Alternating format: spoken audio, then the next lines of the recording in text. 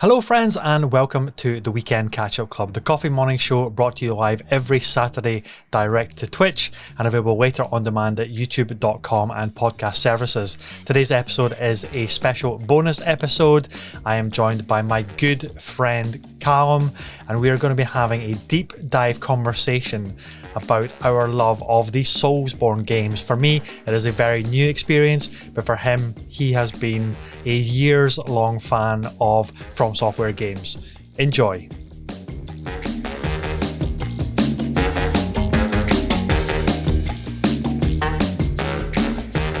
It's good to see you, buddy. It feels like it's been forever since I've actually laid eyes on the wonder that is Mr. Petrie. That is true. I'm watching you on a more regular basis now, and I'm seeing your face all the time. But Sorry about that. No, that's all right. It's perfectly okay. You obviously you post quite a lot on social media as well, so I see your face a lot online. But me, I'm quite introverted in that case. I've not been really posting much at all. You introverted? That's not what I remember from EGX every year.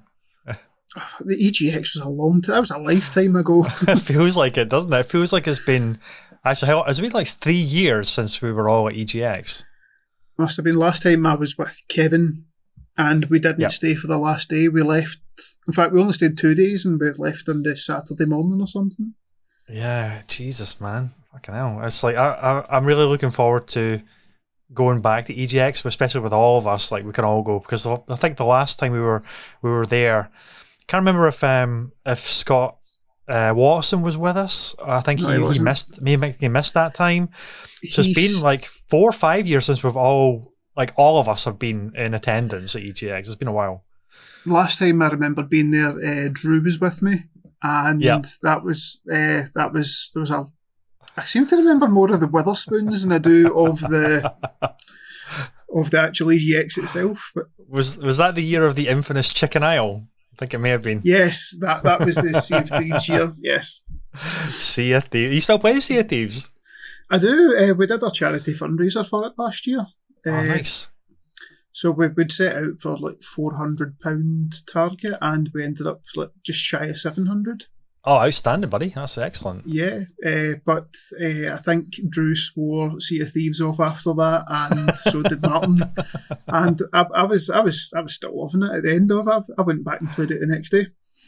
Too much Sea of Thieves for Drew, I think. 24 hours straight, yeah. Oh my God, that's a lot. I mean, usually when I'm doing the 24 hours thing, I don't want to do a single game for 24 hours. I like to kind of medley it, so there's something to kind of look forward to, and you're breaking it into chunks. It feels a little bit more manageable when it's like every 2 hours or every 3 hours you're switching up the game into something different. But man, going for one full game is hardcore. That would be a lot more sensible. The first 2 years we did it, it was Minecraft we did for 24 hours. Oh man, okay. And then Guy Martin had never played Dark Souls before, so the third year we decided to do 24 hours of Dark Souls Remastered. Jesus, how'd that go? That was good. So Will had it Martin didn't, but me and Drew had like different points in our head of where we would get to. Yeah. And Drew thought we'd only get to Ornstein and Smog at the end of 24 hours, and we ended up getting to right outside Nito. Oh wow, that's really good going actually. I mean, to be fair, even Ornstein and Smaug is pretty good going in 24 hours. But it seems quite straightforward, but because there was 3 of us playing it, all sitting in the same room, right? We had the interesting thing is they took from Dark Souls 3 and they put it into the remaster, the password lobby. Because the original Dark Souls had a notoriously horrible matchmaking. Like you had to be within like a certain amount of levels of each other to be eligible. Yeah. And so now you can just put the password, so that made it a lot easier. So we're basically playing the game 3 times up to that point. Every boss had to be defeated, so one person would summon the other 2 into the game, and then they would take it in turns to... I'm finding it hard to believe that the multiplayer system in Dark Souls was worse than what it is in the remastered. used to have to go to a website to put in like a level calculator to see what range of levels you could get into your game. That sounds about right. I don't know if Bloodborne is the same, actually. Because my buddy Sean, he's a huge Bloodborne fan. I think he was saying that you had to be within like 10 or 20 levels of one another. But so I wonder if they kept that all the way up until Dark Souls 3 came out then, and they just abolished it. I don't know. Possibly, but I've never had a PlayStation Plus subscription, so I've never had the joys of somebody jumping in and helping me in Bloodborne. Oh, you're missing out. You can have some real hilarity when that happens. That happened to me on stream the other night, where I was just a rando. I rang the beckoning bell, and I wasn't really sure what was going to happen, but a random person jumped in, and it was the boss, Father Gascoigne. And then I think they were way more than 10 levels above me. I think they had to be like way higher levels than I was. So we went into Father Gascoigne, and this character just fucking annihilated Father Gascoigne. I was sitting in the corner just playing the little music box, just like la la la la la la la la la la, giving him a headache, you know. And then they just like tore into Father Gascoigne. I was like, hey, happy days, we did it. We absolutely did it. It was one of those moments, that's for sure. That music box trick, the only reason I knew about it is from watching lore videos and things before I played Bloodborne. I was really lucky because for Dark Souls I did quite a lot of research going into Dark Souls Remastered, but for Bloodborne I've kind of wanted to be totally blind, and I was just doing loads of exploring around Central Yarnum, and I found the window of the little boy, and then that's when I pieced it together. Like, he was looking for his mum, and you're asking you to kind of, can you go find my mum for me? Because she's out, because my dad was out on the hunt, and he sometimes forgets us. So she's gone to look for him, and he gives you a music box. And I thought, that's interesting. And then I came up upon Father Gascoigne, and I think that must be who they're talking about. So I kind of pieced it together. Like, well, that's the only smart thing I've ever done in a Souls game before, or Soulsborne game before. But it was a brilliant piece of lore building. I thought it was just wonderful. But dude, did you ever think this day was going to come? That you and I would be sitting down to talk Souls games? I imagine there's quite a few people on the Gamertag community that would love to be in my spot right now. It's almost as if I'm going to be interviewing you about your experience so far with Dark Souls. Hey, that's fine, because the whole point for our listeners, this episode, is that I'm a complete noob at Dark Souls, and anybody who knows me, I hate it. You were a noob. I was a noob. I still feel like I am kind of a noob, but I'm doing pretty well. But like for 10 years, say, from when Dark Souls 1, I guess, came out on the Xbox 360, tried it for like 5-10 minutes. I thought, nope, game's shite, it's way too difficult, and then just swear off it forever. And I kind of stupidly held to that mantra for all of those years. I'd get, whenever one comes out, I'd try it. Nope, just same shite. No way. Hate it. Turn it off again and then move on. And I don't know what it was, but obviously the launch of the PS5, Demon's Souls remake looked absolutely phenomenal. I thought, okay, this game looks like an amazing showcase. I know it's a remaster of a really, really hard game, and I know my experience with Souls games have always been horrific, but you know what? I'm going to try it. I'm going to try it, and I'm going to persevere with it. And I'm going to make it a project as well on streams. So then I'm kind of like on the hook. I have to kind of keep on going. I can't just quit it. And I just fell in love with it straight away, almost straight away. And like, I mean, it helped that the game is freaking gorgeous, like crazy, and like it's instant loading. So there's no real friction between dying and coming back and traveling to the tower and back and all this kind of stuff. It's all instant. And it just clicked for the first time in 10 years. Of these games, it just clicked, and I was loving it. I was really, really enjoying it. And then I moved on to Dark Souls Remastered, and I thought, okay, this is the one that everybody talks about as being so hard, so difficult, and like you're not a true gamer until you've done Dark Souls. And I thought, oh god, I'm so apprehensive about this. Like that freaking asylum demon at the very beginning always like annihilated me. I could never get past it. And then obviously you worked out, okay, you're not supposed to take it out. You're supposed to die at that boss. Straight away. And it's like, oh, now I'll get some understanding as to how these games function and how you're supposed to play them. after playing Demon Souls, I was like, okay.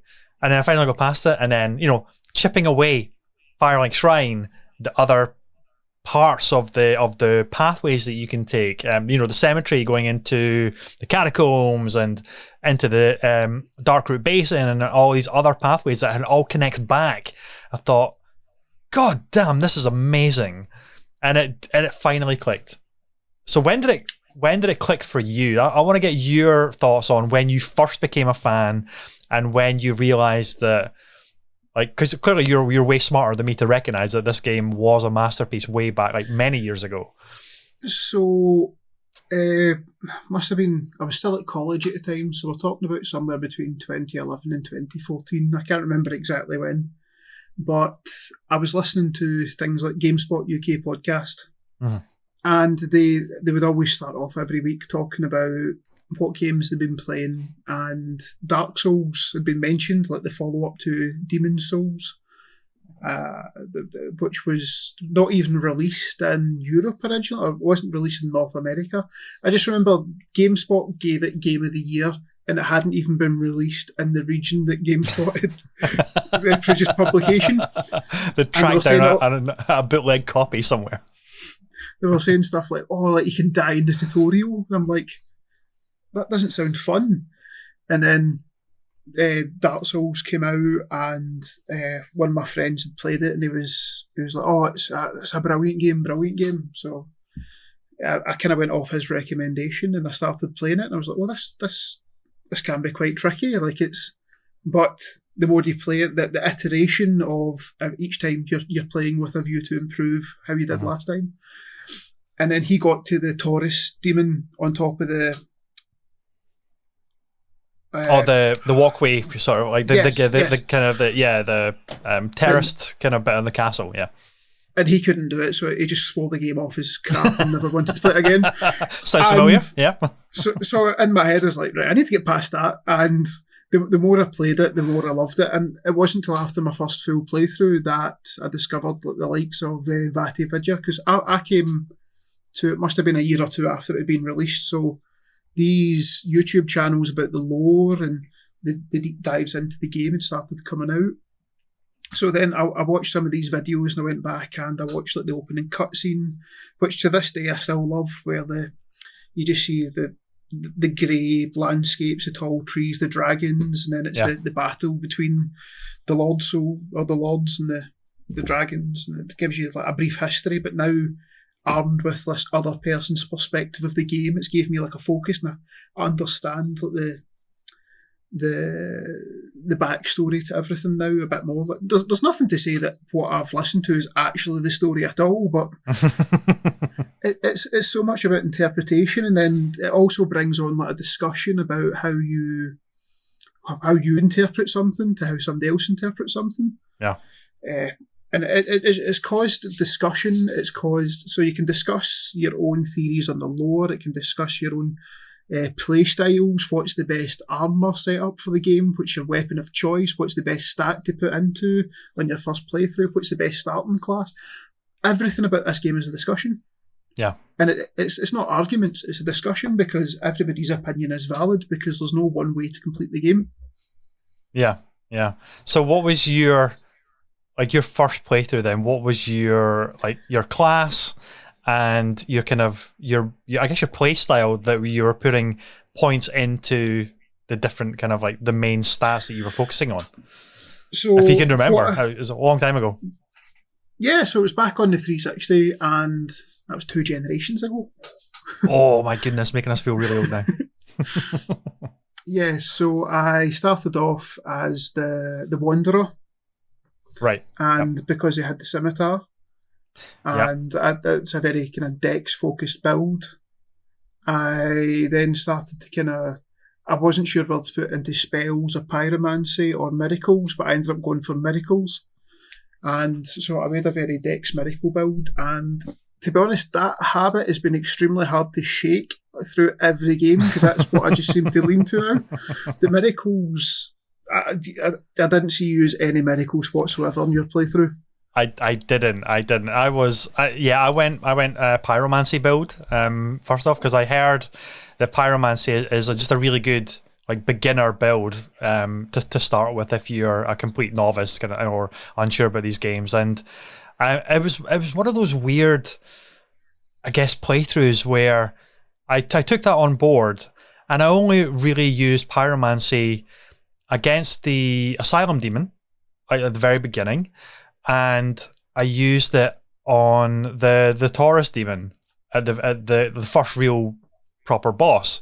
But kind of after that, I never really used pyromancy at all. So maybe that starting build was just to get me past the first couple of bosses. I'm not sure, but after that, I didn't really use magic at all. I got the Black Knight sword fairly early on, so I was really sinking it into strength and my stamina and my health bar, my health pool. And I was really kind of just playing it like that, obviously blocking, trying to get backstabs and things like that, and upgrading my Black Knight sword. And that was the kind of style that I ended up going with pretty much throughout the whole game, until I discovered two-handed, the two-handed attacks, which obviously does a ton more damage. Really useful against the majority of the bosses, actually. And of course, the bosses we'll get into a little bit later as well. But yeah, I'm eager to do another playthrough, which we chatted about as well, actually, because I've started doing the Wanderer class on a new playthrough, and just to get the scimitar, which is a curved blade, because I really want to get the boss soul weapon that is your favorite weapon, which is the fire blade of Quelaag. That's one of your favorite weapons. Yes. So come on, tell me all about this weapon and why it's your favorite. I have no idea, because I never see anybody using it on YouTube videos. I never see PvP people using it. But it has this very, for somebody who doesn't like spiders, it looks like a spider leg.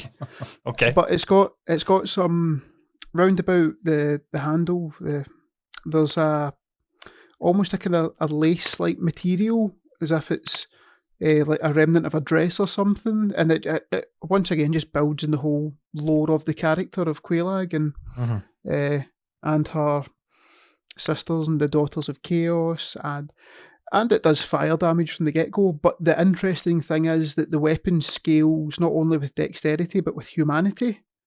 Yeah. So the more humanity you're carrying on you at that time, the stronger the weapon actually becomes. I think it's up to 10 or 20 humanity.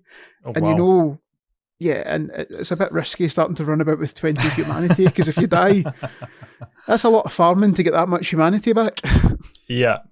So what's been like? How much humanity have you lost at any given point when you've been trying to like max the stats and the damage output of that sword? Oh, like it's I will have up to, I think the most I had was up to 20 humanity, like equipped to my person at one time. Yeah. And I died because it's only a one-handed weapon. Like, you might notice it a bit weaker, but because obviously with your Black Knight sword, you were taking out things in like 2 hits, for sometimes it might have taken me like 6 or 7. Right. You're going for a lot of the death by 1,000 cuts kind of thing, rather than just smashing something into oblivion. Yeah. But I've probably lost about 20 humanity at a time. Ouch. And then it's either back into the painted world or running about the depths to farm humanity out the rats. The depths, the depths. Not quite as nightmare inducing as Blighttown though. What was your first time you went to Blighttown? What was that like? Well, you didn't play the 360 version, so you do not know the frame rate issues that is Blighttown. And to be fair, it was horrible. It was a part of the game that nearly made me give up and not want to play anymore. Between invasions and the blow darts. Oh god, yeah, the poison build up and everything as well. But now I don't even go through Blighttown. Oh, you don't at all? Oh well, I do, but I go. You skirt it like from the Valley of the Drakes. Do you go from the Valley of the Drakes? Yeah, through the Valley of the Drakes. Then the big, as they're called, fatties, as they run down, you parry them, riposte. and go down the. I don't know how much quicker it is, but I can't face going along the boardwalks and everything anymore. Yeah. So I'll just snap down the back way. So that way you can actually do the Quelaag Bell of Awakening before you do the gargoyles. Yeah, that's true. I suppose you could. I've never actually done a playthrough that way before, so I might have to try that. And what playthrough number will that be if you attempt that one? Yeah. I can't remember. It's been couple of dozen probably. It gets to a stage where you stop trying to name your character something cool, and what was it on the 24-hour stream? Martin was Sir Matty. He went the knight, and then Drew's character was Hector Ruffles. Cool. Because he likes to ruffle some feathers. And I think my character's name was Wee Rab or something. I cannot remember. Wee Rab. Oddly fitting for some reason. I don't know why. There you go. Anybody's met you. I don't know whether that's a compliment. and did you go the Wanderer for that charity playthrough as well, or did you go like the cleric or something like you've never been before? So for that playthrough, I think we all tried, because Mark would never. Me and Drew went to Deprive that playthrough. Oh, okay. Wow. Until up to the point where I found the Wanderer's outfit. And then you were Wanderer again. You should have done like donations to pick the starter class or something like that. That's what you really should have done. That would have been a good one. But when we didn't do Dark Souls 3 as a live stream, we just did that. It was the year during lockdown. So when the reprieve happened and we could all meet up, we decided to just get the Xboxes, go up to Martin's flat, and we sat and we played 12 hours straight of Dark Souls 3. And I took a D12 with me, a 12-sided dice, and we got a list of the character classes and we rolled for a class. That's cool. I like that. And in D&D style, so Martin got the Deprived. Drew got the Herald or something, and I ended up with the Sellsword, who is very much the Dark Souls 3 equivalent of the Wanderer. Yeah, so you're all good. Yes. I don't know how much can I spoil. Well, it's not really spoiler, but essentially in Dark Souls 3, the Sellsword, because dual wielding becomes much more of a thing in Dark Souls 3. They start off with the twin Sellswords, which is like two very thin scimitars. Whoa, okay. If you start off with them, I can guarantee you're finishing the game with them as well, because it's the most OP starting weapon in the game. Well, when I eventually get to Dark Souls 3 on stream, I'm probably gonna have to do the Sellsword class then if we get two starter weapons of the scimitars. Man, that sounds awesome. Instead of two-handing a scimitar, you get two one-handed scimitars. So you're faster, I would imagine. Yes. You become very much a lawnmower. Freddy Krueger of Dark Souls. Love it. So you've been asking me questions. Yep. I'm going to turn it on its head. Okay. So what was at what moment during Dark Souls 1 did you just unanimously go, I've had this all wrong? Or was it during Demon Souls? It was I think overall it was during Demon Souls when it became a little bit clearer that I might actually be able to keep pushing through and make progress and actually complete the game. I still wasn't sure if I would be able to complete the game because I didn't know then how much or if there would be like a big difficulty ramp up. I'd seen videos and stuff like that and obviously heard people talking about how difficult this game is. Probably the make or break moment might have been the spider boss in Demon Souls. I thought that was probably going to be the moment where, oh god, I can't do this boss. I'm really struggling. I might need like co-op assistance or a cheese guide or something like that. I wasn't sure. Thankfully, I didn't have to cheese. I thought I actually did it legit. But that boss, for anybody listening and watching who doesn't know, it has a range of attacks. So if you try to take it out with a bow and arrow, which you can do, so you're at the far end of the arena, it will just spit like webs at you, and they do not only do they do a lot of damage, it kind of locks you in place practically, and then you're vulnerable to the oil that it spills, and then that oil gets set on fire. Now that move in itself is a tactic of that boss to push you back if you get too close to the spider boss. So you got that to contend with as well, and then it's got its kind of stinger tail like Shelob. And it's also got these two big kind of claw things that kind of slam down if you veer off left or right. So it's got a range of moves seemingly for every possible like tactic that you might want to employ. And I'm like, oh, fucking hell. I was like, I can't get close enough because of that. And it keeps getting me. And I kept messing up the dodging as well. I kept totally screwing up the window, the iframe window to dodge and not get hit. And then I kept getting stuck in place.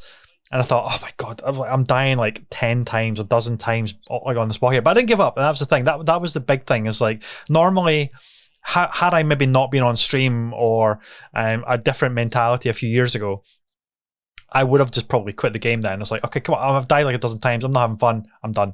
But I did stick with it.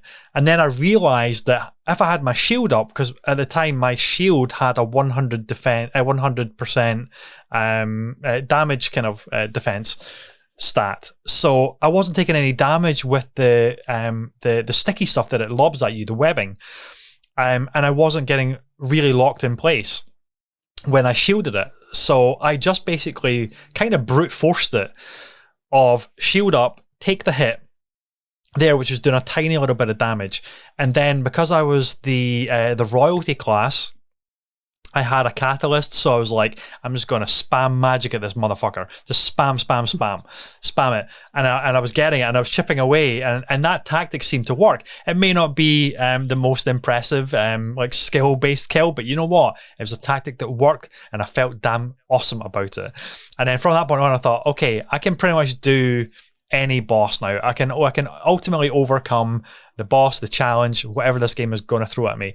And then from there, I just started, the whole world building, the whole level design was really just more and more kind of falling in love with it. And Demon Souls is obviously very different, but also very similar to Dark Souls. But I just loved each new biome, if we kind of refer to them like that, that I went to. And the Tower of Latria is kind of renowned as well because you've got the mind flayers in there, and they will kind of like instant kill you after stunning you. Even those guys didn't really phase me as much. They still got me a bunch of times, but it wasn't like, oh, F this game, rage quit, controller across the room. There was none of that, and I was kind of expecting that. But I was just really, really enjoying it. And then, then when I started Dark Souls, that's when I went in with a different mindset entirely because of that, because of Demon Souls. And I already kind of understood how like leveling your character worked, which I didn't really know before. What's expected of the player, basically. And I think I said this on stream ages ago as well. It's like my biggest recommendation for going into any of these games, because people worry about dying and losing their souls or blood echoes if it's Bloodborne, is to not worry about dying and to not worry about losing a shitload of souls.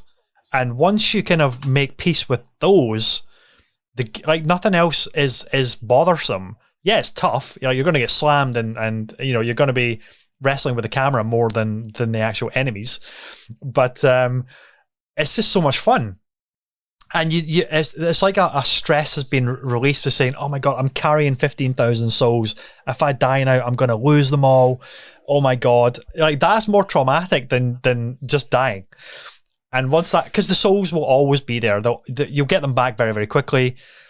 And once I made peace with that, it's like, okay, let's have some fun. Let's start enjoying this now and really kind of understanding it. Anyway, that's a long ramble. Sorry. a long answer. It was a very good answer to a question. Thank you, sir. Thank you. But yeah, obviously the differences between Demon Souls and Dark Souls. Demon Souls does very much feel like what it was, a concept, like a concept for a game. That was very niche. They were trying out a lot of different things. which ultimately paved the way for Dark Souls to be the beneficiary of all of that. And it really does feel like that was the blueprint. This is the game that we really, really wanted to make, and here it is. And then obviously, it's regarded as a masterpiece, rightly so, which I get now. Have you had a chance to play Demon's Souls at all? You never had a PS3, so obviously not the original. And I'm assuming I got a PS3 when once Scott got his PS4. I bought his PS3 off him. So right, I went okay. back and I played all the games that I wanted to play. I played like Heavy Rain, and I played God of War. Well, I've not completed God of War 3 yet. That's on my complete list this year. Nice. Yeah, it's not played Demon's Souls. I've seen stuff about it, but as I was talking to you, I was chatting with you back and forth through your Dark Souls playthrough, and you were saying like very much Dark Souls is the next gear up from Demon's Souls. Like you said, you said you thought I might find it easy. Yeah. Coming from playing all the Dark Souls games, going back to the concept as you called it. Yeah. So no, I've not played it, but the remake does look stupidly stunning. It does, and so that was definitely my kind of thinking that like Dark Souls would be harder than Demon's Souls, because Demon's Souls was obviously the first one, the test bed for a lot of this stuff. But speaking to other friends who have played them all, and obviously who have played the remake of Demon's Souls on their PS5s, if you're lucky enough to get a PS5, audience out there. They were saying that they think that Demon's Souls is actually I'm not going to say the hardest out of all of them, but harder than Dark Souls. Not necessarily because of the enemy types or the movesets or the controls are different, but it's more structurally that like in Dark Souls you get bonfires at various locations, and in Bloodborne you get the little lampposts at the lanterns at fairly regular kind of spaced out parts of the world or the section. Whereas in Demon's Souls, you tend to only get a bonfire, or it's the sword. It's kind of like a bonfire after a boss fight, and that tends to be the only place you get them. So the run from the previous boss fight to the next boss fight can be significant. So therefore, if you die, you'll feel like you've lost maybe like a lot of progress, and you've got a long way to go before getting back to where you were, and that can make it feel much harder a game than Dark Souls. Okay, so to break that down and put it into a bit of perspective, you're saying Dark Souls is a bit more like Sonic the Hedgehog, where you get the checkpoints throughout the level, kind of, yeah. While Demon's Souls is a bit more like Mario, where you had to do the full level. And yeah, that's a good analogy. Yeah, I quite like that analogy. It's kind of like, I would say it's kind of like that. Yeah, like the little ding kind of spinning lamppost thing from Sonic the Hedgehog as the bonfires. Yeah, I'd probably say that, because you're still going to unlock shortcuts and routes to navigate the boss run essentially faster, but there's still quite lengthy chunks where you still got to just either speed run through it, like running past the enemies, or you want to take them on and get your soul count back up again.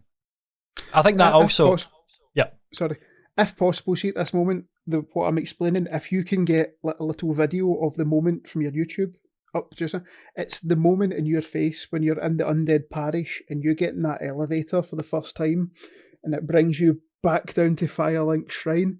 I remember sitting watching that as it happened, and there was the smile on my face watching your face just be gobsmacked. It was just the level design and the shortcuts and how everything goes back to Firelink, and like everything up to, so without a loading screen you can actually go from Firelink to Ashen Lake, or then you can go from it's just the way the world was built for Dark Souls. It was made for those shortcuts. Totally. And I guess that brings us on to like a really interesting point, actually, because but before we get to that, sorry, I'm going to go back to Demon's Souls just briefly, because it took me ages I must have been like 40 or 50 hours into Demon Souls, pretty high level at the time, before I actually realized that you didn't have to continually go back to the tower from the bonfires to then change the world that you were going to. Right? That's how I played it. I always played it by going back to the tower and then picking one of the big, like they're not thrones, they're like tomes, like big concrete tomes for each of the worlds, for each of the 5 worlds.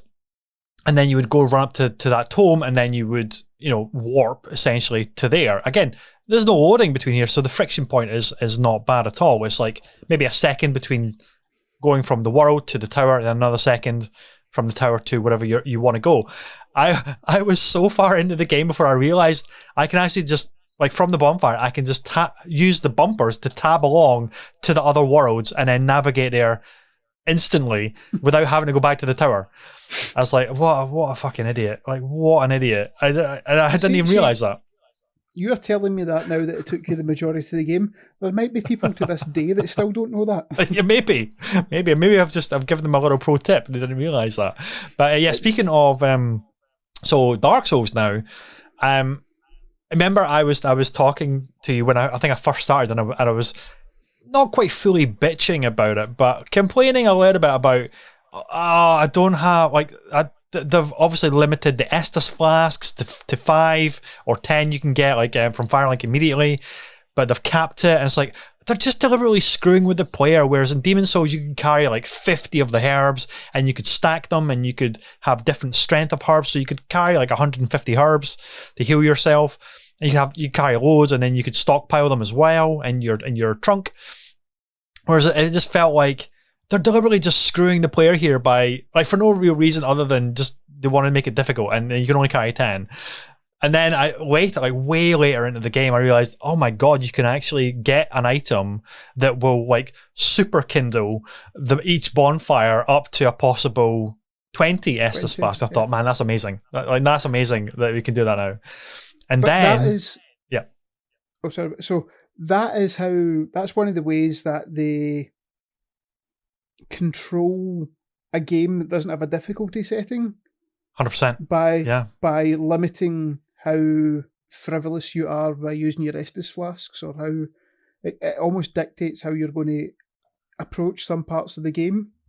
Yeah. While I know we've spoke about you're going to leave Dark Souls 2 to the end, or maybe never, but that reintroduced life gems and things, much like the herbs. So right. Obviously not as good as an Estus flask, but I believe it was Scott that called them Walker's life gems, because he just knocked them back like a packet of crisps all the time. But then I noticed near the end of your Dark Souls playthrough, you started to you seemed to jump up the enhancement level of your Estus. It went from being +1 to +3 over, like, by missing out a stream. I take it you just went and mowed down some firekeepers or something? I did, yeah. It was, yeah. So obviously, jumping ahead, I was at the final boss, which was Gwyn, Lord of Cinder, and he was just kicking my ass all over the place. I did the count. I think he killed me like 20 or 25 times, like, back to back. I'd do the run, and then I'd go into the room, and then I was like dead. I was like, oh, son of a bitch. So then I thought, okay, I'm not interested in crafting any boss weapons at this stage. I just want to kill the final boss, and then game's done, and then I can move on. Because it was coming to the end of the year, Christmas was coming, we're going to break up for a little while. I just want the game done. I'm ready for it to be done. And then I thought, right, I realized that I hadn't reinforced my Estus flask apart from the very first one. I think you get the first Firekeeper soul just where the tower is to go up to the bell gargoyles. There's one sitting there. There's a big kind of like heavy dude there protecting it. Take him out, and that's your kind of like your first one. So I did that one, but I never did another one since then. I thought, I know the location of all the different Firekeepers. It's late game. I don't need them anymore. So one of it is obviously the one of the Daughters of Chaos, the Quilag's bonfire. I just sliced her in two, got her soul. I didn't watch the stream where you did that. I've not watched Yeah. that one yet, but I don't think I could watch that. That's heartbreaking. I kind of was. I thought, why am I doing this? But I'm doing it anyway because I want to just reinforce my flask. And then I went to Anne Orlando and then mowed down the firekeeper there. And even though she wasn't, she was like a friend kind of NPC as well. I thought, screw it, I just want your soul. I've got to reinforce the Estus flask. So did that. And I can't remember who the other one was. But anyway, I took all of those fresh souls and took them down to the keeper at Firelink and reinforced them to get my +4. I thought that's just how we're going to roll, because I've got to get through Gwyn, and I need max healing quantity on my health bar for every strike that he does, which was taking huge chunks of my health off at the time. So I was kind of ruthless, and like there's no more friends that have helped me along the way anymore in Dark Souls at that stage. I was mowing them all down to get their souls to reinforce my Estus flasks. It was watching you go through the definition of insanity when fighting Gwyn, and I was just in the chat, and I was like, just put the firekeeper. No, just put the Dark Knight armor on. Just put Havel's armor on. Just put Havel's armor. Yeah, yeah. And then I know. and then when you completed it, it was just like, it worked. It honestly did, because that was the thing as well. Like before that stream, and that was the stream that I completed it. I did some research. It's like, okay, I need a tactic here. I think I've screwed my game, because you guys all know about 20 hours previously I killed Slayer because it was an accident. You were on the stream, actually. You're in the chat of that stream. Now, listeners, viewers, yeah. If you get the option, do not ever kill Slayer. Keep him alive. I killed him because I was at the bonfire in Anne Orlando, and I got an invader, and the invader came right into the bonfire, and so we were dueling. But Slayer was squatting at the bonfire, and it was a stray swipe of my sword trying to hit the invader, hit Slayer. I thought, oh fuck. And then Slayer was aggroed at me, and he wouldn't stop. He was chasing me out of the room. I thought, okay, well, Slayer's just going to have to die then, because he keeps coming at me. And later, obviously, people were saying, you should have just like quit or run all the way back and got the wizard type person at the bell tower to just like absolve you and then de-aggro Slayer at that point. But anyway, that was too much thinking, too much thought presses. I just saw red at Slayer and just like cleaved them in two, and then that was that. But anyway, I was doing research because apparently it's like Slayer can help you with Gwyn at the end of that fight. So that's a tactical option for you, but I didn't have that. And then there was another option to get a spell which gives you Iron Flesh with Havel's armor, which I thought, man, because I saw a video of it, and it's like Gwyn was hardly doing any damage to this person who had Iron Flesh equipped, which is a spell, and Havel's armor as well. So they were basically just like DPSing him. It's like he would take a hit and then they would do a hit, which was way more damage than the hits that they were taking. So they were just doing the numbers game. I thought, that's not even available to me, because the Pyromancer guy that comes to Firelink Shrine, he then leaves and goes to Blighttown and becomes hollowed and attacks you if you go back to Blighttown. I did that without realizing that was the Pyromancer guy, and so I killed him as well. And I didn't realize that was my Pyromancer trainer, so I couldn't buy the spells from him. So I thought I'd completely screwed myself. And I thought, okay, I'm going to take Callum's advice. Just muscle up and stick on Havel's heavy ass armor, which I couldn't roll. I could barely walk. I thought, okay, I'm just basically a statue here. And but you weren't dodge rolling or anything during that fight anyway. You were that's true. You were standing there just waiting for the parry. I know. Yeah, exactly. And which was totally alien to me as well. I was like taking out all tactical strategy I had done up until that point to do a parry tactic. And anyway, yeah, exactly. Just flailing the shield around and missing like crazy. It was the equivalent of going into a fight and going... What are you trying to say? Have you not seen me fight before? That's exactly how I fight. But yeah, and I managed to land the parries and did it. And I thought, my God, what a moment! What a feeling of elation that was to finally defeat Gwyn, the Lord of Cinder. What about you? So that's my story to do the final boss. What is the first time you did Gwyn, Lord of Cinder? What was it like? So the first time I fought Gwyn, I still had Slayer. so I summoned him in.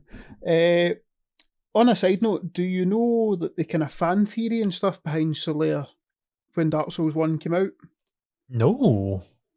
So if you stand in the Ornstein and Smog boss room, there Yep. is the statues of the children of Gwyn. Now, Okay. the firstborn statue is torn down, and then you have Guinevere and Gwyndolin. Right.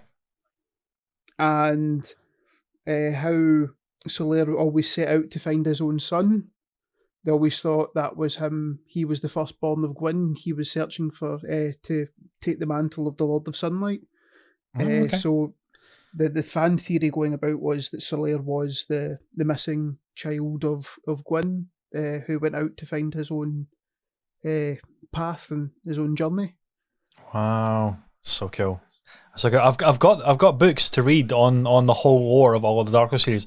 Although I haven't read them yet. You've seen them. It's from the company called Third Editions, and they're beautiful books. So I'm looking forward to reading this and just poring over the lore properly. But I'm not there yet because I'm still working through the games. But there's so much that I haven't gotten because I was taking some stuff in, but not lots of stuff, and like names were kind of. I wasn't really taking in like who's who in terms of names and relationships and stuff, but I really want to divulge into like just absorbing all the stuff. As far as your first playthrough went through, you've probably went about 40% of the game. That's crazy. That blows my mind to think about that. Of how much I've left on the table. There was characters you didn't meet, like that's including like different weaponry and stuff as well. Characters that you didn't meet, locations that you didn't go into, kind of thing. What? Locations as well? So see the staircase outside Anor Londo, the one that you turned the pedestal, was it? I actually went down one level as well. Yes. Did you go down into the bottom of that? I did. Are you talking about the painted world? So, no. One down from that as well.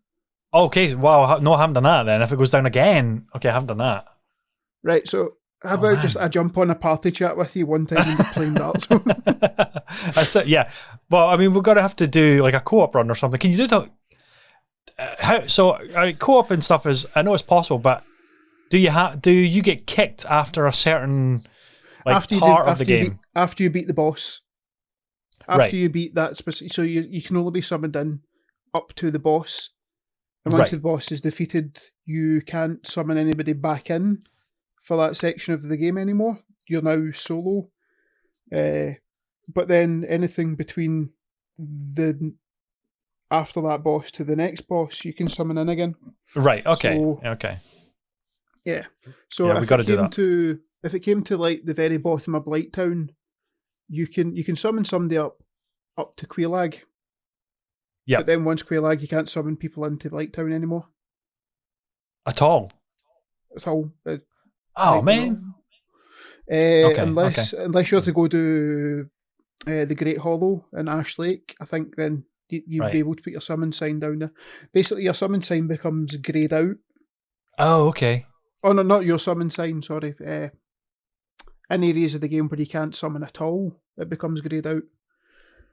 Right, interesting. Yeah, there's so many nuances of how the game does stuff, and I think that was one of the things that put me off the game as well. Is like I always refer to it as like this game is so obtuse, like it doesn't tell you anything, and that obviously I thought that was like a really bad thing, but I've come to really really appreciate it because it means that when you discover something like that, you think, man, that's so cool, but why could they not have just done a pop-up prompt to tell you that? But again, that would ruin the experience. And this game is all about atmosphere and experience and lore and finding out how things are supposed to happen and be done by the player. So the prompts that come up are the orange signs in the ground at the very beginning of the game when you come out your prison cell in the Undead Asylum. Yeah. The right amount of prompts are given, like this is attack. It all sounds quite basic when I'm explaining to you, but then when you explain to somebody that your light and heavy attack are not square and triangle, they're R1, R2. Yeah. It's a reason enough to give you that different kind of prompt. It's the right level of tutorial giving. It's not like the games where I can't even remember if Cyberpunk does it, where you would maybe get like a tutorial for hacking comes up at the side or something. But then other games have tried to be less hand-holding. Like there's a game on Game Pass just now called Space Warlord Organ Trading Simulator or something. What the heck? It's like it's one of these games. If like in 2 hours you can get 1,000 gamer score from it, kind of thing. Right. Okay. But I've tried playing it and I just can't get into it because it's basically trying to navigate a stock market, but doesn't actually tell you how to play the game, what you're supposed to be doing. There's not enough hand holding there. Okay. So I find that there's a perfect balance of hand holding within a Souls game. Now, when it comes to actually navigating the world or something, Dark Souls 1 does it very well. Yes. Yeah, it does. I mean, we've talked of how you can actually go in pretty much any direction if you want to, but it does very subtly lead you down a somewhat like linear path to begin with. It does kind of prompt you in a little prod in a certain direction. Like from Firelink, where is where you first properly start, you can go into the back into the graveyard, but there's filled with enemies there, which you instantly think, I could probably take them, and then it becomes apparent that they keep respawning, they're way too high level, I'm not supposed to go here, but I can, but I'm going to get killed. Or if I speedrun it, you can go that way. So it's giving you that game feedback to say, okay, you're not ready for this, so don't go in this direction. Or the other pathway, which takes you down to the Valley of the Drakes. Again, there's dragons there, or drakes there. They shoot lightning. It's like, maybe I'm a little bit underpowered for this challenge just yet. So whilst everything is open, like an open world, like Metroidvania style of game, there's enemies there that are alarm bells and warnings for you to say, maybe you shouldn't go here just yet. And then you go up the stairs, and then there's just like the hollowed skeletons. There are a couple of hits and you can kill them. Or you could, if you're flippant or lackadaisical, they can thump you and still kill you quite easily because you've not been paying attention. But it really does funnel you at the beginning to go in the direction that you're kind of meant to go until you're ready. Or if you equip the master key like I did, you can completely screw your game by going into a way high-powered area way too early, and then you walk through or down the stairs, and then you'll get met by the business end of a dragon tooth wielded by Havel, which is always fun as well. It's so many experiences, and then it's exactly what you're saying is once again how they craft imaginary difficulty within the level design, where you have to think that you need to be stronger to go through there, when in theory you don't. Like, there's people that can play the game and don't level up at all. There's people that play the game speedrun it where they're naked, and I've seen those. We joke about that, but do you remember when I was facing off against the Moonlight Butterfly and I had my armor equipped, and it was taking me ages to dodge and then to get a couple of attacks in when the time came, and I messaged you that I'd started a new character on the, I think it was the Switch version I was playing, which I'm still playing actually as well. I've got like 3 platforms that I'm playing this game on simultaneously. It's insane. Who didn't play it for years and now playing it three different places simultaneously. 3 consecutive times, I know. And I told you, okay, I've started a new game and I've already smashed this boss. And I got to Moonlight Butterfly, stripped myself naked, two-handed my Black Knight sword, and just like destroyed the Moonlight Butterfly in no time at all, because I didn't fully understand taking all your clothes off means that your stamina bar will refill really quickly and you can fast roll so fast and move, just your general movement is just much faster as well. And I thought, for that boss, that actually makes a lot of sense. I haven't done it with any other boss, and I probably won't, because it does look stupid. But for that boss, it was perfect, because the thing swoops down to munch on the little moss of the gantry that you're on, and then it flies away again. So you've only got like a very short window. So you can't be hanging around waiting for your stamina bar to refill when you're only doing like a couple of heavy attacks and then it goes away again. Whereas if you're stripped naked, you could do like loads more attacks at it, and then you're you can wipe it out in no time at all. And I thought, it's such a cool and weird game mechanic that you just have to figure it out. You just have to work it out on your own. And again, it's that extra sense of being rewarded when you do work it out. It's like, oh God, that's so cool. It's so clever. It is definitely. So, moving on slightly from Dark Souls to Dark Souls 2, because I know you're not going to play it for a while. Yep. The difference is, so what do you know about Dark Souls 2? What have you heard about it? So I know that it was whilst technically it was developed by From Software, it wasn't like the A, quote unquote, the A team behind Dark Souls. The first game, it was I guess like a secondary team, and they tried to do things to be different with Dark, like to stand separate from Dark Souls 1, because Dark Souls 1 is regarded as a masterpiece, so they don't obviously want to copy that, and obviously they had to follow up a game that is regarded as like one of the best of the generation. So they did things differently. They added some good stuff, but my overall kind of takeaway from what I understand is that it doesn't have that brilliant interconnectedness of the first game, and it doesn't hold a torch to the others in the series, Dark Souls 3, Bloodborne, and Dark Souls 1.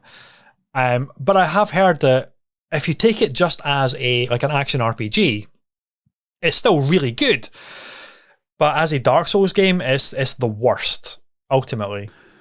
Probably. So out the kind of From Software Soulsborne kind of games, it's definitely the weakest. But then you're saying it's the weakest of a very good pedigree. Yes.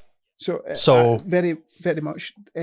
So the opening kind of sequence to Dark Souls 2 actually stays in my head more than the rest of them, because it's, instead of being about lords and gods and dragons, it's all about the story of the curse and like how it affects with the minds, and how as you slowly start to become hollow, the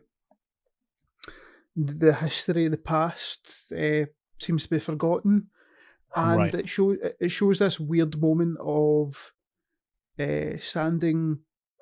There's a peaceful lake, and all of a sudden a kind of maelstrom. I can't remember the word, but basically this big gaping hole opens in the water, and you jump through.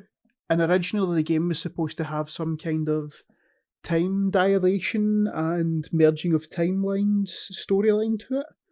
Ooh, and due to constraints and stuff, that just got thrown out the window, and the storyline was basically shotgunned as it went along. So That's unfortunate.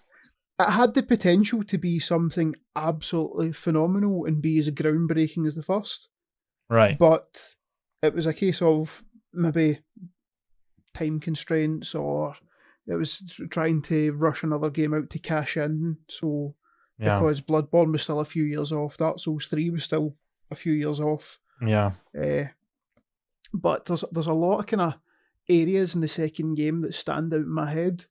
There's characters that stand out. That the hub town of Majula, instead of Firelink, it's a place called Majula, and it's so peaceful. And the music that plays in there, just kind of, I could have that on in the background while I'm kind of writing stuff, and I love just having these soundtracks as I'm going about my day-to-day routines, because these games have left such an impact on me that although they're stressful as hell, there's something about the music and the moments where you find respite and you find safety.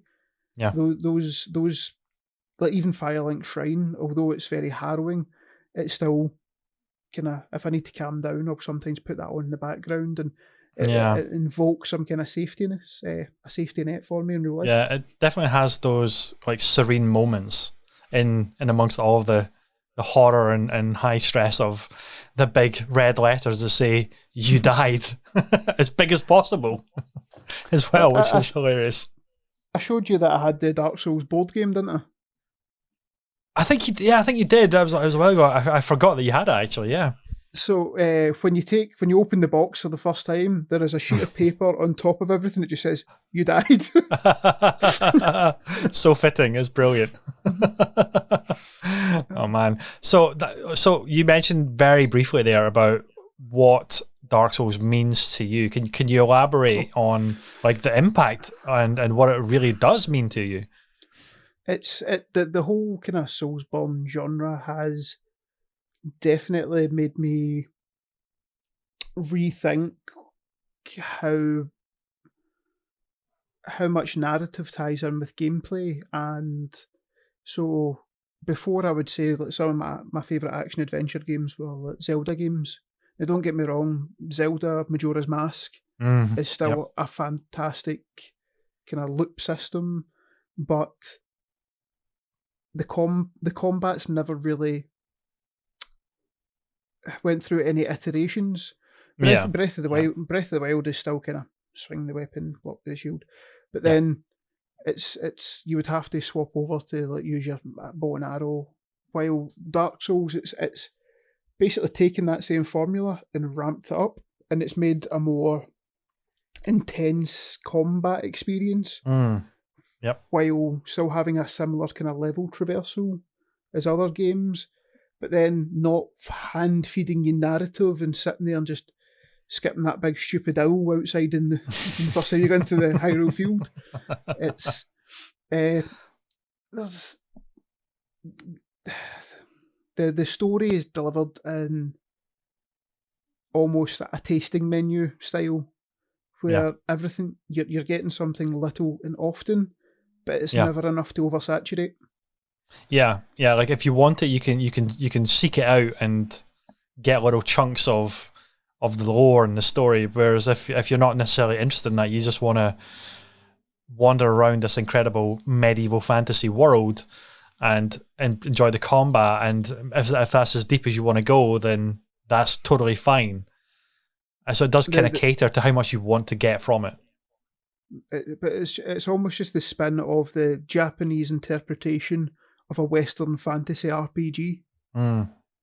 Yeah. And it was obviously a project of passion, as I heard you say when you were starting to play, that you could see how Dark Souls progressed on from Demon Souls and how this was where the creativity was really coming out. This is where they got to make the game that they wanted to make.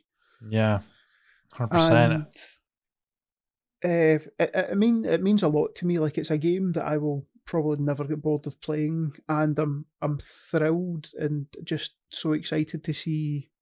Obviously, Dark Souls 3 is the next one that I'm playing Bloodborne alongside you just now because I've never completed it either. Yeah.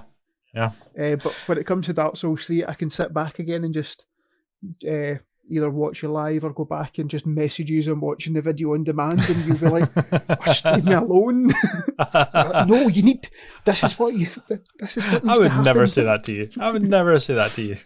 No, you would say it to the phone screen. That's true. So that's actually really a good jumping off point actually to Bloodborne, because we both haven't played that yet. I've been playing a little bit on stream, and that's my next one, obviously. And I think we're roughly similar stages in the game. So you came to that obviously being well versed in the Souls formula of that combat dance, right? Of having the shields or two-handing your weapon and doing the dodge roll or going for backstabs or the parry mechanic. Whereas Bloodborne threw a lot of that kind of expectation of what was Souls up to that point out of the window, and they did try to do a lot of reinventing of what a Souls game could be in that combat dance and the way it tells its lore again. Was that a difficult adjustment for you, or did you kind of take to it like a duck to water, depending on obviously how you played your playstyle in the previous games? it was a massive upset to the way that I would play Dark Souls, but the whole point of Bloodborne is that you are a hunter. You are not the prey. You are not. Yeah. You are out to be the aggressor. Yeah. And as I've said to you, it's a hyper aggressive style of gameplay compared to Dark Souls, where it rewards you for retaliation and getting that health back. The dodging mechanics are just superb in the game, where you can the sidestep and you can step back. It makes sense to be up in the creature's face. Yeah. But then I think one of the biggest screw you moments to the fans was we don't have shields, we have guns. Guns are powerful. Guns are a stopping power. No, guns are used for parrying. Yeah, totally. Like you think, oh wow, they've finally done like firearms in a Souls game, but it's not a damage dealer at all. It's the replacement of the shield, and I think that's actually quite inspired in a lot of ways. But as you mentioned there, the health system of being aggressive, it's like no, you can't take the hit and then like you would do in Dark Souls is to get as far away from the enemy as possible whilst you guzzle a Estus flask, which is a very slow animation system. So you got to really get that distance as fast as possible before you do it. And again, the strategy too when you take the Estus flask. But in Bloodborne, they flipped it in such a brilliant way that once you understand it and you click with it, you're thinking, this is amazing. This mechanic, right? Even if that was the only new mechanic, that right there changes everything, because you can get half your health bar swiped away by a big, like nasty creature, but if you get straight up in his face and land 2 or 3 hits back on it straight away, you can get all of that health back. And another thing I wanted to talk to you about with shaking things up in Bloodborne is you have the blood vials now rather than Estus flasks. Where I am at the moment is capped at 20, and then everything else goes into a storage box, kind of like Demon Souls, how it did the herbs. I don't know if you can increase that to carry more. Maybe you can, maybe you can't. I don't know yet. We'll figure that out as we go.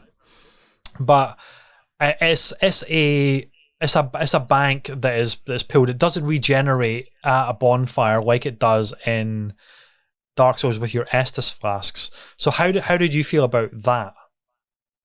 So to just go slightly off topic to begin with, I first experienced Bloodborne at EGX Rezzed. First year it was in the Tobacco Dock, where PlayStation had brought Bloodborne to this indie games festival. Wow. Was that like 14? Like 13 or 14, yeah. 2013, 14, something like that? Wow. It was back then, yeah. It was massive. I think it was the year after I first went to the EGX, and it was the last one in Earl's Court. So it would have been the following spring. Yeah. And I remember, like, they were if you managed to beat the cleric beast, you got a lanyard and you got some. And then cool. one of my friends, Kevin, he actually got the lanyard. This was before they were told that they had to beat the cleric beast to get the goodies. Oh, right, they were just giving them out to the first like 50 people. I was like, oh my god, I want that. So I stood in the queue and played the game and get my arse handed to me by the cleric beast. And I walked up to them and I was like, give me my lanyard. And they're like, no, you didn't beat it. And I was like, I didn't know that triangle was now a heal button. I didn't know how to swap the weapon. Like a lot of the kind of inbuilt mechanics. So we all know that if you pick up Gears of War, to reload, it's the right bumper. Yeah. Like these things are just common, but then they turned it and they changed the buttons, and that was one of the things that it took me a long time to gel. Even sometimes now I'll accidentally throw a Molotov. Let's heal myself. No, wrong way. And even so, I started playing Bloodborne maybe about 2-3 years ago, and something else came out around about the same time. So I was like, that's not going anywhere. I'll come back to that. But I'd defeated Father Gascoigne. and I think I defeated the next boss, and then I stopped playing it, and I picked it up just recently, and I'm like, what the hell's a blood tinge? What's Insight? You've forgotten everything. I did. I totally forgot everything. And although the Insight mechanic is very, very interesting, and how it starts to change your outlook in the game.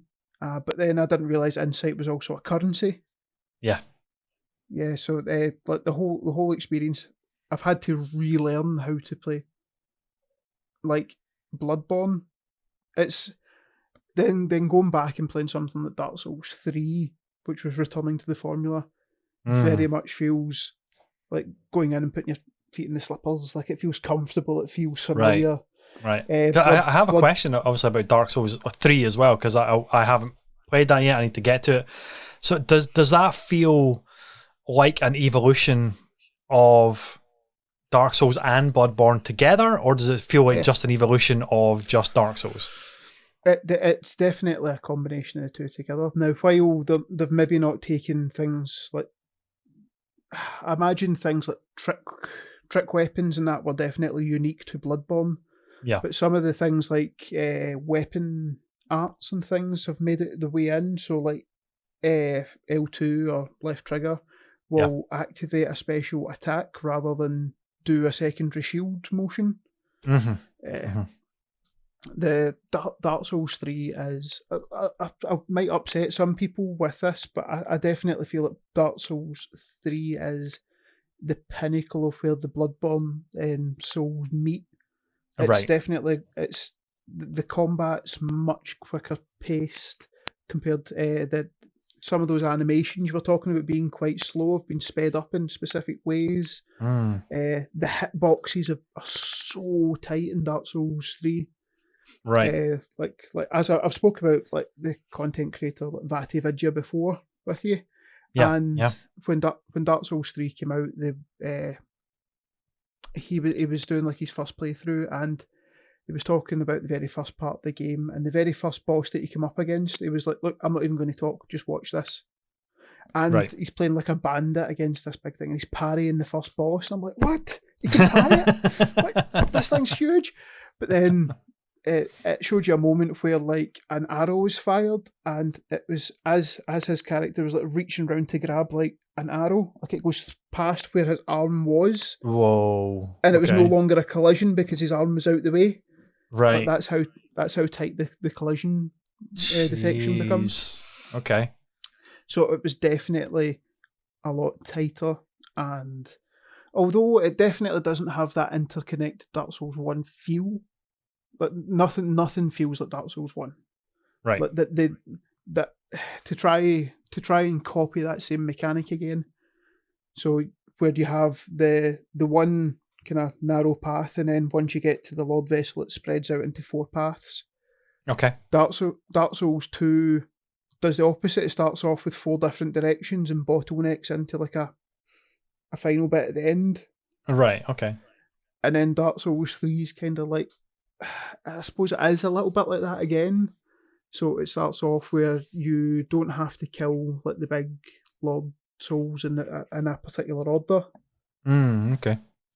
So you have to kill like one of them to get to a specific one, but then you don't actually have to do that one first. You can branch off. I'm doing a really rubbish job of explaining while trying not to give too much away because I don't want to spoil it for you.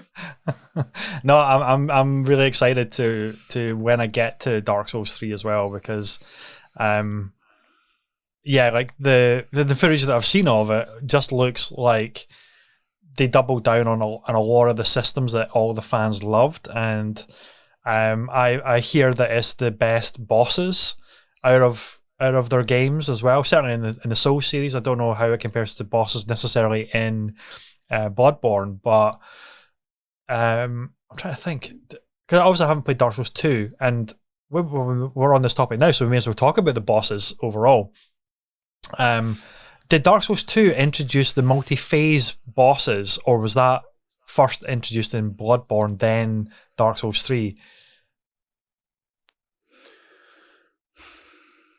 Putting on the spot. I don't think Dark Souls 2 had multi-stage, but they definitely if it came into Bloodborne and then it carried into Dark Souls 3. Yeah. But then that also makes sense with the kind of mechanics of Dark Souls 3 and the overall lore and story of the game. So they made the multi-stage thing relevant, but also why it was happening, rather than just, hey, screw you, here's another boss fight. Yeah, exactly. Okay, so we'll stay on this topic for a little bit then. So, question for you: what's your favorite boss fight to fight against? And what's been your least favorite? And however you want to interpret that is entirely up to you. Okay, so favourite is easy. It's the Artorias boss fight from Dark Souls The 1. DLC. Yes, can't wait. Like you're going to go back and stream you doing the DLC, right? I will come back. I promise yeah. you, I will come back. It's recorded now, so I will come back into the DLC of Dark Souls Remastered. Okay, it also has to start with you not looking up, but how you access the DLC. You're not meant to look it up, but I want you to film me try to figure it out. Okay. No promises there. The Artorias boss fight is it's heartbreaking. I love it. I hate it. It was so intense, and it infuriates me that some people can just. Once again, it was my style of play. The one-handed kind of lighter sword against this force of nature kind of fight, and other people that kind of have Black Knight swords or big two-handed, or the Zweihander or a fire claymore or something, make it look a lot easier. Okay. I remember I went in with some Frankenstein armor set with Havel's legs and something else. I was like yourself with the final Gwyn fight. Like I was just trying to tailor it so I could actually beat it. And I just remember, like, usually I would, if a boss defeated me like 3 or 4 times, I would put the controller down, walk away, and I'd come back to it later. Like, just come back with a fresh mindset. Let's not. But I didn't get angry when I lost this fight. It made me determined and everything. Like, so that's my favourite boss fight. And Dark Souls 1, that's my favourite boss fight. My least favourite boss fight. Trying to think. There's maybe 1 or 2 in Dark Souls 2 that feel a bit cheap. Right. But then that's down to the flaw of where they really kind of missed the mark. They tried to make some really interesting settings and levels, but then a lot of the bosses in Dark Souls 2 end up being dudes in armour. It's just a guy in armour. But the Old Iron Kings probably, like, that or the Rotten, which I know don't really mean anything to you because you've not played the game. Getting to the Rotten, so my least favourite level in any Dark Souls is the Black Gulch from Dark Souls 2. Okay. And anybody that's played Dark Souls 2 will understand why. It stops being like fair and just starts being like a screw you. Like okay. It's not easy to navigate. It's horrible. Like, it's worse than Blighttown kind of thing. Okay. Interesting. So Old Iron King's probably my least favourite. And the just to jump ahead, Dark Souls 3, my favourite boss fight is possibly either Slave Knight Gale or Sister Freya. Ooh, okay, I look forward to when I get to them, and I'll keep an eye out for those. Interesting. I'm surprised you didn't say Bed of Chaos from Dark Souls 1 as the worst. It's certainly my worst one anyway. It's bad because really it's 3 hits and you've actually won the boss fight. It was poor planning and time constraints that pulled that one off, but I can't really be mad because it's still, like, conceptually it's quite strong, I suppose. It's like the heart of this possessed evil tree root, like that's the size of a skyscraper. So the Bed of Chaos was actually the witch Izalith, and while Quelaag and the other Sister of Chaos are like 2 of the daughters. And then there's also a theory that in that boss fight, the first two things that you hit are actually another two of the sisters that are protecting the witch Izalith. Okay. So, yeah, just from a lower standpoint, I can't be angry at that one. Yeah, but fair enough. I can be annoyed. Yeah, you can be annoyed at the gameplay mechanics for it then, because it did feel like it was a little bit trial and error sort of thing. It's like you go to either the left or the right, and you take out the part. We won't go into too much detail, I guess, in case of maybe light spoilers. But the thing, spoilers for that 10-year-old game. Spoilers for that 10-year-old game. Exactly. Hey, you never know. People out there could be like me. I've never played it, and they want everything to be a surprise. But like when you're going back, it just either sweeps you off into a cavern, or it just it feels like the attacks are pretty cheap, and then up until that point, every other boss is you start over. Like the boss gets his full health again, and then you go back into it, G'd up for the encounter which is about to follow, and you just go for it. Whereas that one, it kind of like remembers your stage of progress, and then you go and do it again. And it just feels really weird. It stands out as a really weird boss fight, and it's a little bit kind of unfulfilling in that regard.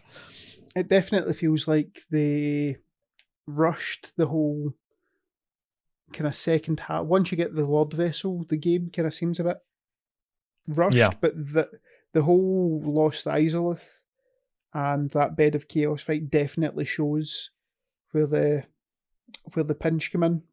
Yeah, you still get the Duke's Archives are frustrating, but it's still a very cleverly crafted piece of level design. Yeah, the stairwells that are kind of rotating and stuff is very clever. Yeah.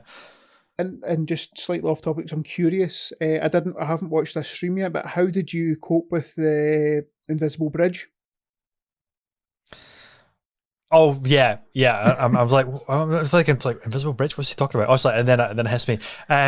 Yeah, you can see that there's water droplets like coming down, and you can see it hitting something in the middle. And I was like, have they done an Indiana Jones and the Last Crusade here? It's like, have they? It's like, I'm not sure. It's like, are they just going to mess with me, and they're going to like make like a corner, invisible corner, like a maze that's all invisible, and you just got to trial and error and remember 3 steps, then left 2 steps, and then forward another 3 steps. But thankfully they weren't as masochistic as that. It's just a straight line, thank God.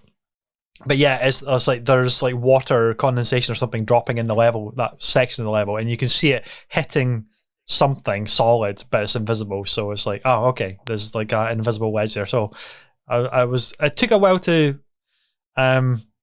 take the steps to believe that they weren't going to screw with me, and I was going to just fall to my death. But it turned out it was actually okay. It wasn't too bad in the end. Okay, so you asked me what my favourite boss fight and least favourite boss fight. I know you've not played as much of the series, but if you're just to take the 2 games that you have played and completed, sure. What's your thoughts on bosses? What's your favourite and least favourite? Oh, so least favourite on Dark Souls 1 is definitely Bed of Chaos. Just because of the game, the gameplay was just a little bit unfulfilling, unsatisfactory, I'd say. Most frustrating is definitely Gwyn, because I died. I just hit a brick wall, literally a brick wall with Gwyn, Lord of Cinder. But I still think it's a really good boss fight, especially the music kicks in and thematically what that fight means. I thought was really good. My favorite boss fight, I have a few. Actually, I enjoyed lots of the boss fights. I really enjoyed the Chaos Witch Quelaag. Thought it was really good. Let me pull up the page because I've actually got the page open here. I actually really enjoyed the Gaping Dragon as well. I thought that was just spectacle, which was so cool. From design of that monster, that is just superb. And actually, when it comes to, as you know, I play D&D a little bit outside, all the Dark Souls bosses have actually been statted for D&D. That's cool. So I've actually really tried to put the Gaping Dragon into a game. Yeah. God, I mean, that's the thing. I was doing the count. It's like there's 20 6 bosses or 22 bosses or something like that. It's kind of crazy, and they're all visually very different, very striking. Probably my least favorite boss would be after Bed of Chaos. It would probably be the Four Kings. I wasn't a fan of the Four Kings purely because I couldn't get the depth perception down because it's all like nothingness. The abyss is there's no reference point for distance, and I found that really frustrating. I liked the actual design of the kings themselves, and they had to obviously fight 4 of them. I thought it was awesome. But yeah, I think that one, just because of like this void that you're in, is just really frustrating to get a handle on. I kept whiffing the boss all the time. It's like, oh, I thought I was going to land, but I was too far away, and I can't tell how, like, my distance. So probably that for Dark Souls 1. But obviously, special mention to Ornstein and Smaug. That was a really great boss fight because you got to take on 2 of them, and depending on which one you take out first, the other one becomes like Super Saiyan version of that. I thought that was really cool as well.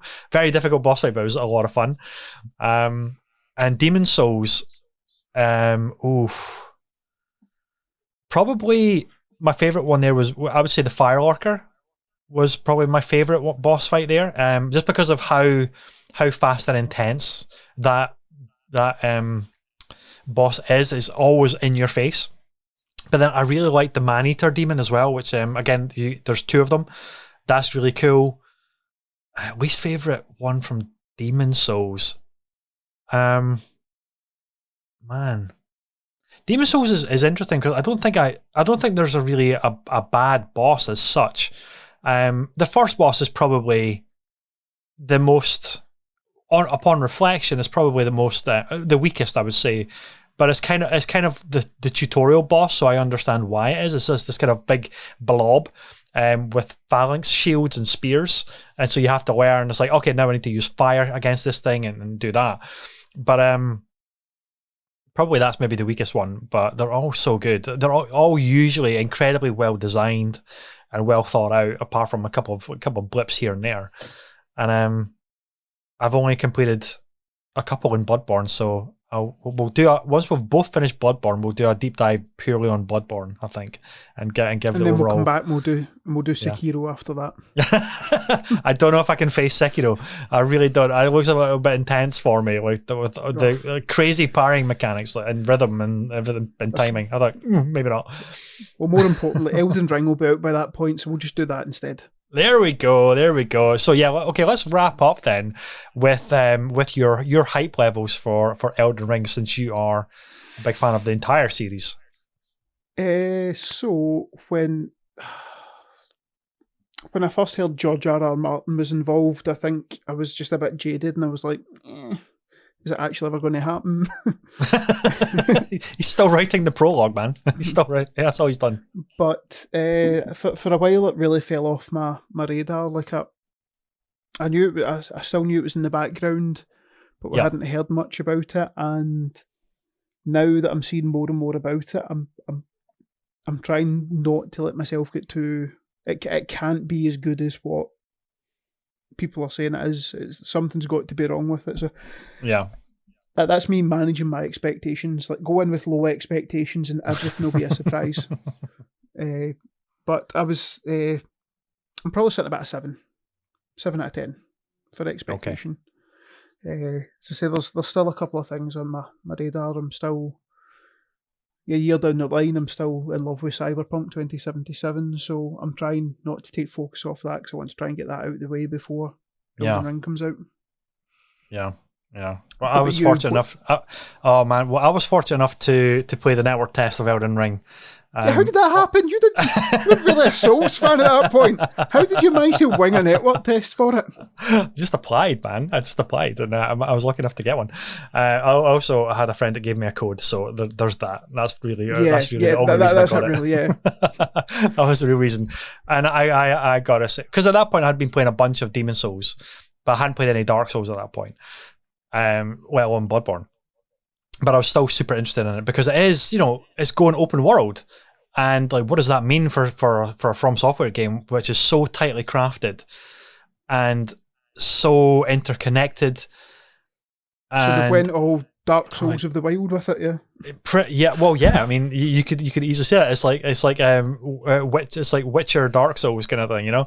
That's kind of how it's gone. But I was super intrigued to just say, you know what, I'm just going to jump in and play the network test, even though if it's an early build or if it's buggy, I don't care. I want to just see it.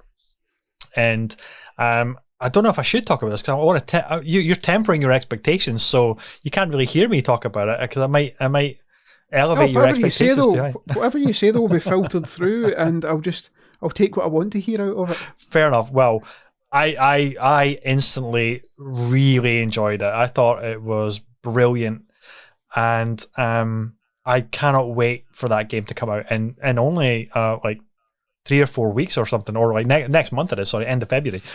So I think they've done a really good job of having the exploration there, where you can just go off and explore and like do some farming, do some leveling up and that kind of thing, which you can do in previous games as well. But then you'll come to like a choke point where it is like a mini boss or a really challenging point, and it still feels very much like Dark Souls. Excuse me. It still feels very much like a Souls game, but elements of Sekiro, elements of Bloodborne, elements of obviously Dark Souls as well.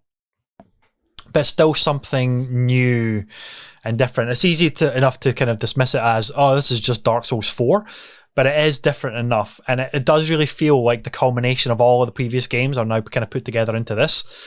And it left me wanting like loads more of the game. And the content in that network test was massive. There was a huge chunk in the map, which is still a tiny fraction of the whole map, but there was tons of stuff to do. And the fact that you've got a horse steed now means traversal is totally different again. And there's very little in the way of fall damage now, which means traversal is different again. So it's really going to feed into exploration. And I'm excited to see what the final game is going to bring, because it was doing a lot of things really, really well. And I think it's going to be, dare I say it, like the most approachable Souls game or From Software game. But also I think like those that want balls to the wall, difficulty and challenge, not even difficulty, I should rephrase that as challenge, not difficulty, are still going to get that. And that's what I really think is going to do really well with Elden Ring. I'm super excited for it. I really am. So, probably a question: is it going to be From Software's magnum opus? It could be. It could be. It really could be. So we'll see. I mean, it's going to be their last game. Yeah, it's going to be their last game on current generation consoles, right? I mean, the next game will most likely need to be a next generation game only, I would have thought, considering how long it takes From Software to typically make games and release them, and how considered and stuff they are. I hope that's the case anyway, because I want to see what they can really do on all the power of the PS5 and the Xbox Series X, and and that would be amazing to see. I wouldn't be surprised me to say that this is like this could be their best game that they've ever made, because it's all the learnings of that pedigree of games coming to a fruition with this new like layout, this new structure of like their version of an open world, of a Breath of the Wild. So I don't want to hex it. I don't want to get anybody's hype levels too high, but I mean, not that can happen because they're already at fever pitch. So we'll see in February. So just looking back, me as a long-time Dark Souls fan, probably the most joy apart from kind of Elden Ring and stuff is watching yourself actually come through the process that I did like 10 years ago, and watching you and how emotions that I felt haven't changed from when you come across things when playing these games. Yeah. Like they seem to be these fixed moments that if you are putting yourself into the game, you're going to get these experiences out of it. Yeah. And it's nice to see that 10 years down the line, that's not changing. Yeah, and totally. That a game that's 10 years old, regardless of it having a remaster or whatever, it's still a talking point, and it still gets you worked up and excited. Yeah. And the only difference is that you can move straight on to the next thing, while I was waiting years for Dark Souls 2, years for Dark Souls 3. Sorry about that. That's all. Don't be sorry. Just means that you're not allowed to play anything else just now. You're only playing Dark Souls. Exactly, Dark Souls overload. If there is such a thing. It's a wonderful game that, although it gets the word of like difficulty gets thrown about quite a lot. Yeah. It's not. It's probably. I'll stand by this. I'll fight for it. That it is one of the fairest games out there. And although that's it's you, as long as you are learning from your experiences and that you are taking every death as an opportunity, you're going to beat this game and you're going to adapt to it. It's not difficult for the sake of being difficult. It's difficult to provide a challenge for you to overcome. Yeah, I would really agree with that, and that's one of the things that I really do see now is the games are like difficulty is a kind of loaded topic, obviously in industry right now. It's like, why doesn't it have an easy mode? Well, actually, if you think about it, it does have an easy mode. It's just not an obvious menu selection. There's co-op. There's a cooperative system in the game. That is in itself making it an easy mode. There are NPCs that you can summon their help for at certain like really challenging points. Like before a boss fight, there's usually a summons on the ground to bring in an NPC character that of a covenant that you will hopefully have aligned with or talk to. All of those systems make it quote unquote an easy mode. It's just not overt and it's just not obvious. It's just it doesn't hold your hand to say I want to just select the easy mode in the menu to one hit kill every single enemy. And whilst I was getting absolutely creamed so many times, just spend a little bit of time farming. You know, you can become OP with maybe like a night's worth of gaming just to become OP, and then you will crush with a little bit of skill. Not like an insane, crazy amount of skill is required. A little bit of skill is required, but not much. And then you'll start doing like really mega damage on bosses, on other enemies. And as you say, if you're learning from like when to dodge and when to back off or retreat or attack, it's actually, I wouldn't even call them hard games, not really. But if you make a mistake, yes, you're punished. But learn why you made the mistake, because you were maybe a little bit too greedy and tried to get an extra hit in when they were spinning up their attack, and then they clobbered you, and then they pinned you, and then you couldn't get up because they had you on the ground, and that was you dead. The argument is, I think, is coming that these are really difficult games. It's coming from that side of it, of the punishing aspect of it, but not how easy it is to actually overcome a lot of these challenges and a lot of the other systems that the game has actually got that's rarely talked about in the conversation of difficulty to make them actually easier. It's like, you know what, I can ring a bell in Bloodborne. I can make it a friend or a random person that can come in and help me.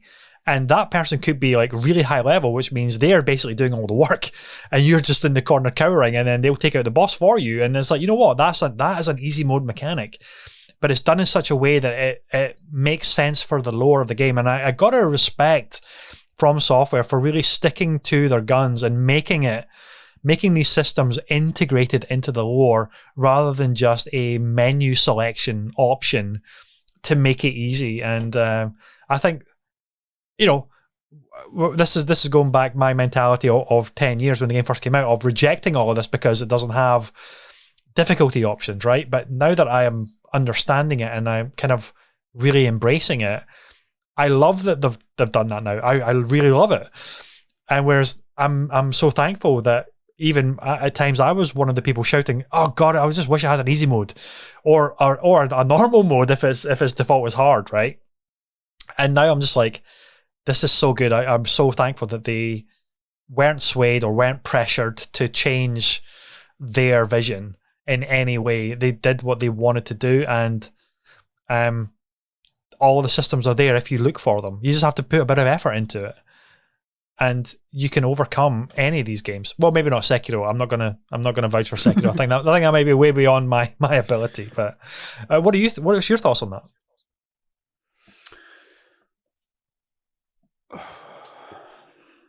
That's a big question. Don't know. In my head, I was wandering off to ask you the next question. I wasn't expecting you to fire that back at me. So, yeah, if you're basing it on difficulty spikes, and the game, it does have. If you were to think of cooperative as an easy mode, then yes, it's there. Is it easy to understand without looking it up online? No. Is it better to maybe have somebody who's more versed in? I remember through chatting on the stream, trying to explain to you how to kindle the bonfire and how to get more Estus. So it's, but then that's one of the discussion things I talked about earlier on. It creates a discussion. It creates a cooperative element, maybe not even through gameplay, but just through your phone a friend lifeline, if you want to think of it like that. Like maybe back in the day when we struggled with Monkey Island and you had to ask your friend, why do I have to use the rubber pulley with the chicken? And the games, I admire the difficulty that the games are locked at. As I say, it rewards you for learning and not just bashing your head against the wall until the wall falls down. Yeah. I was going to say something else there and it slipped out of my head. Well, it's the same with like weapons. If you're not doing any damage to one of the werewolves or one of the big knights or something like that, you can upgrade you'll find a blacksmith fairly quickly. Upgrade that sword, upgrade that armor, and leggings set or your helmet or your shield or whatever, and all of a sudden you'll be even look at the resistances that your armors have. Like what has good poison resistance for going down into Blighttown, what has good fire resistance for going down into Lost Izalith, what is going to stop Lord Gwyn from taking you out in 3 hits? Harold's armor. That's sort of things. So the thing I was going to say is about the difficulty, why I like it locked into the way it is. It's not like, so if you're to talk about difficult games for the sake of being difficult, if you were to play Halo 2 on Legendary, on cooperative, that game is more difficult by adding a cooperative element on that difficulty. The fact that if one of you die, you go both back to the last checkpoint. Yeah. So that is a game that they've artificially increased difficulty to make it a challenge, and it's not fun. It's not enjoyable. Yeah. And probably going to get some hate for saying that, but it's not enjoyable. But if you add the cooperative element into Dark Souls, or even the way that even Borderlands creates its artificial difficulty spike in cooperative, where the more people that come in, the more beefier the enemies become. They become much more bullet spongy, but then that game has a greater risk, greater reward mentality, where you will only get the best loot by having more people. While Dark Souls, your loot could also come from the people who play the game and point out, by the way, there's a ring down that ledge that you missed when you played it the first time. Yeah, and the world doesn't like scale up or anything like that. The enemies don't scale up when other players join your game, which I think is when you complete the game. Yeah, exactly. Yeah, new game plus and everything like that. I know, but again, they could have very easily said, okay, we're going to have like another 2 or 3 hunters or characters, if it's Souls, coming into the game.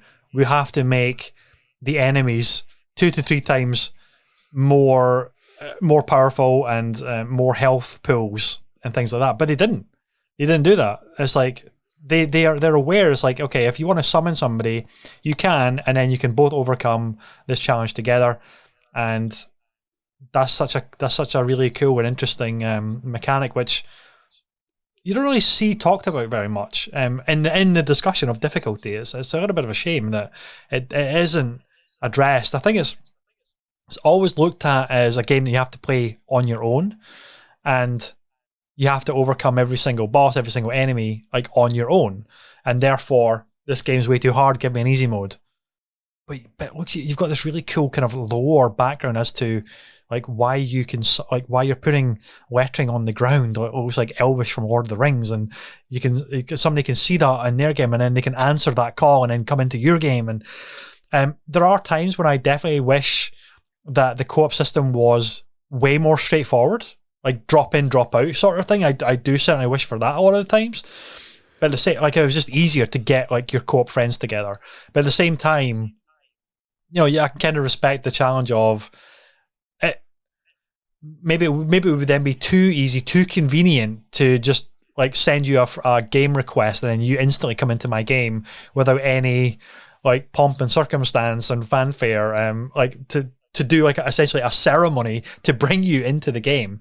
It kind of it keeps it grounded within the lore of their games, which is impressive, but also like really obtuse, but still impressive. So if you are playing with friends and specifically, and you are hooked up to party chat or you are chatting over Discord or whatever, and then you both use the password mechanic where you will both have the same password, it becomes a lot easier. But at the same time, everybody has had that moment of, right, where did you put the summon sign?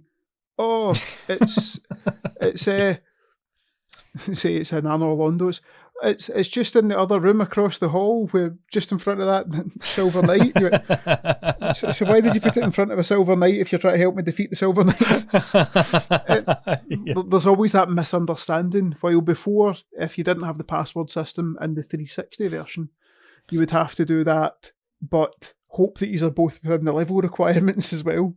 Where, right, where's your summon sign? Oh, it's just in the doorway. I don't see it. It'll be there. And then you would maybe have to wait. I'm not kidding. Sometimes you'd have to wait 10 minutes before it would actually pop up, and you would just hear, you'd be sitting down at the bonfire the whole time. You have to be human to summon people into your world. Yeah. So you're sitting there and then just hoping that you're not going to be invaded in the time it takes you. And then you accidentally kill Solaire whilst you're waiting for your friends to join in. Yes. Yeah. Yes. That's where you cry into your Estus. I know, pretty much. Estus tears is what we'll be drinking. We'll be sipping out of our cups. Well, Callum, this has been an absolutely blisteringly good, almost 2-hour chat, deep dive discussion on our love, your long-term love, my newfound love of Soulsborne games. Holy crap. It's been wonderful. Thank you for joining me, buddy. No problem. I look forward to doing it again for Bloodborne, for Dark Souls 3. For Elden Ring. We'll have to do it for that as well. Ring. Oh my goodness. And then when we both sit and just watch a playthrough of Sekiro. Yeah, exactly. Yeah, we'll do like a watch party for Sekiro, and that'll be it. The only time. Maybe one of the other guys from Gamertag who have been playing it can stream it and we can just commentate over the top.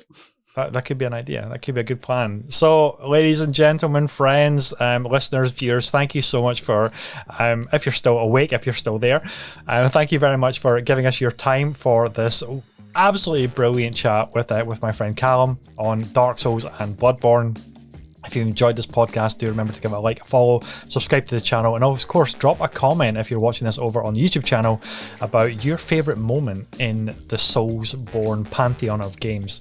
Until next time, guys, take care, and we'll see you again soon. Bye-bye.